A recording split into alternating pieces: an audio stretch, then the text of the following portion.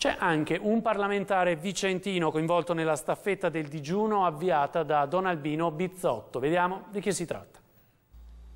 Il digiuno come strumento di protesta a tutela dell'ambiente. Mentre il comune di Marano prosegue con la sua staffetta tra consiglieri e assessori, Daniela Sbrollini, deputata PD, sposa la causa di Don Albino Bizzotto. La mia testimonianza, e spero che sia seguita da tanti altri colleghi parlamentari, perché oggi mi risulta che siamo solo io e la senatrice Puppato come parlamentari, possa invece essere un momento collettivo. Ci sarà il digiuno anche fine settembre di più giorni a cui ci ha invitato Don Albino Bizzotto, e quindi io parteciperò con grande entusiasmo a questa staffetta.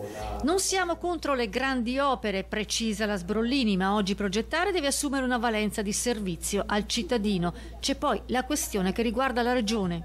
C'è tutta la parte proprio dell'inquinamento ambientale, su cui questa regione è indietro. Penso al piano regionale delle cave, penso al piano regionale al PRCT, cioè tutto quello che è in questo momento in discussione a livello regionale, e penso che sia giusto far sentire la nostra voce.